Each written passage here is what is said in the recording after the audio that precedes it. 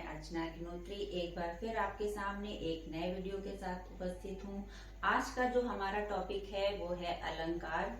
बहुत से विद्यार्थियों को इसमें प्रॉब्लम होती है, कंफ्यूजन होता है और काफी प्रॉब्लम्स आ जाती हैं समझने में। और सभी कॉम्पिटिटिव एग्जाम के लिए ये इम्पोर्टेंट टॉपिक है, तो इसको आज हम बहुत ही आसानी से सरल ढंग से समझेंगे। तो देर ना करते हुए चलिए शुरू करते हैं। देखिए, आज का जो टॉपिक का नाम है वो क्या है? अलंकार है। अलंकार का सबसे पहले हमें क्या समझना होगा कि इसका शाब्दिक अर्थ क्या होता है।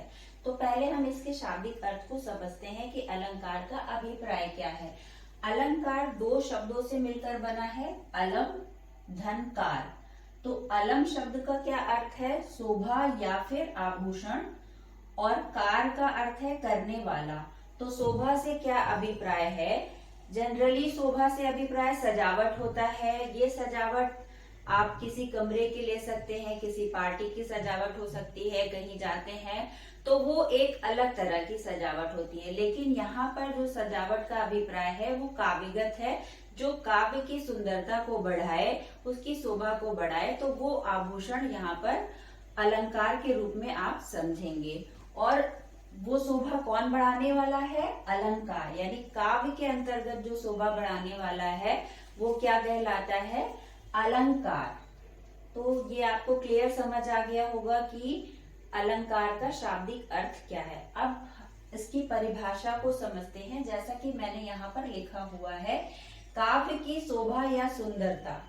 जो हमारा काव्य है उसमें शोभा बढ़ाने का जो कार्य करता है, उसकी सुंदरता को जो बढ़ाने का कार्य करता है, उसे हम क्या कहते हैं? अलंकार कहते हैं। तो कोई एक साधारण बात को कह दिया जाता है, वो इतना प्रभावशाली नहीं होती है। तो उसमें अगर हम कुछ ऐसी चीजों को लेकर उसका प्रयोग करके बोले या कहें तो उसमें सौंदर्य और बढ़ जाता है। मान लीजिए एक उदाहरण के तौर पर कोई स्त्री है, वो साधारण है और अगर उसने कुछ आभूषण वगैरह पहन लिए हैं तो उसकी शोभा और बढ़ जाती है। तो इसी तरह से काव्य के अंतर्गत भी उसकी सुंदरता को बढ़ाने के लिए ही अलंकारों का प्रयोग किया जाता है। तो इसकी परिभाषा को हम फिर से एक बार देख लेते हैं। काव्य की शोभा या सुंदरता को बढ़ाने वाले शब्द को हम क्या कहेंगे? अलंकार कहते हैं। तो ये एक परिभाषा है जो कि बहुत ही साधारण है, आप आसानी से इसे लिख सकते हैं, समझ सकते हैं। अब इसके भेद पर आते हैं कि इसके भेद कितने होते हैं। तो मुख्य रूप से जो इसके भेद होते हैं वो दो होते हैं। पहला है शब्दा अलंकार और दूसरा है अर्था अलंकार। अब ये समझना पड़ेगा कि ये शब्दा अलंकार होता क्या है, शब्दा अलंकार से क्या अभिप्राय है, अर्था अलंकार से क्या अभिप्राय है। तो पहले इसको समझते हैं। शब्दा अलंकार का शाब्दिक अर्थ क्या है? जहां पर शब्द के माध्यम से किसी काव्य में चमत्कार उत्पन्न हो जाए या भाषा में चमत्कार उत्पन्न हो जाए। चमत्कार उत्पन्न होने से मतलब है कि उसका सौंदर्य बढ़ जाए, उसकी शोभा बढ़ जाए, तो उसे हम कहेंगे शब्दा अलंकार। अब इस शब्दा अलंकार में भी कई प्रकार के अलंकार होते हैं, जिसमें जो पहला अलंकार, जो ये सारे जो भी अलंकार मैंने यहाँ पे लिखे हुए हैं, ये बहुत ही महत्वपूर्ण है। पहले में अनुप्रास अलंकार आता है, दूसरे नंबर पे यमक अलंकार आता है, तीसरे नंबर पर श्लेष अलंकार आता है और चौथे नंबर पे वक्रोक्ति अलंकार आता है। तो ये जो सारे अलंकार हैं ये शब्दा अलंकार के अंतर्गत आएंगे। अब आते हैं अर्थालंकार में। ये आपने शब्दा अलंकार को देखा, इसमें ये मुख्य रूप से जो अलंकार है। और अर्थालंकार में अब हम देखते हैं कि इसे अर्थालंकार क्यों कहते हैं। जब इसे शब्दालंकार कहते हैं तो इसे अर्थालंकार, इसमें क्या अंतर है? तो अर्थालंकार का अभिप्राय ये है कि जहाँ पे अर्थ के माध्यम से काव्य के अंदर कोई भी सौंदर्य उत्पन्न हो जाए, शोभा बढ़ जाए, तो वो अर्था अलंकार के अंतर्गत आएगा। ठीक है, इसमें भी असंख्य है, मतलब अलंकारों की कोई एक निश्चित संख्या नहीं है अर्था अलंकार में। ये अनेक हो सकते हैं, 20 हो सकते हैं, 25 हो सकते हैं, 30 हो सकते हैं, 50 हो सकते हैं। तो जो इनमें महत्वपूर्ण आपके अलंकार हैं वो मैंने यहाँ पे नोट किए हैं।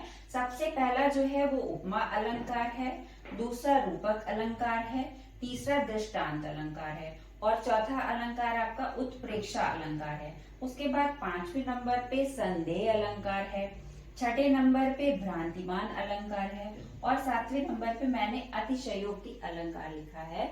तो ये जो सारे अलंकार हैं बहुत ही इम्पोर्टेंट है, बहुत ही महत्वपूर्ण है।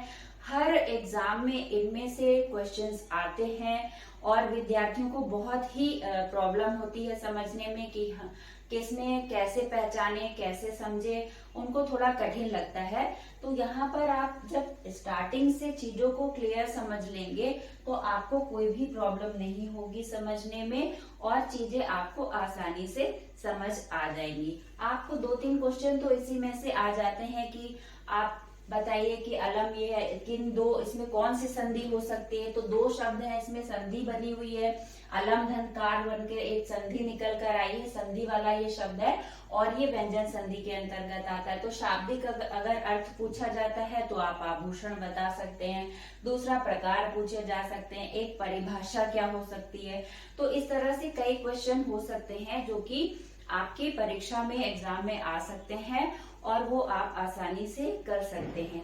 ये जो आपका टॉपिक है थोड़ा विस्तृत है और इसमें कई अलंकार आते हैं, तो इसको समझने के लिए आपको कई वीडियोस में मुझे इसको क्लियर करना होगा। तो ये सारी चीजें जो अभी मैंने आपको बताई हैं आपको समझ आ गई होंगी और जो नेक्स्ट वीडियो होगा उसमें हम इसको 1 बाय 1 क्लियर करेंगे कि अनुप्रास अलंकार क्या होता है, इसको हम कैसे पहचानेंगे, यमक अलंकार को हम कैसे पहचानेंगे, क्या ट्रिक है इसको समझने की। इस तरह से जितने भी अलंकार लिखे हुए हैं इनको हम आसानी से ट्रिक से कैसे पहचानेंगे, कैसे समझेंगे, ये अब नेक्स्ट वीडियो में हम आपको क्लियर बताएंगे, समझाएंगे।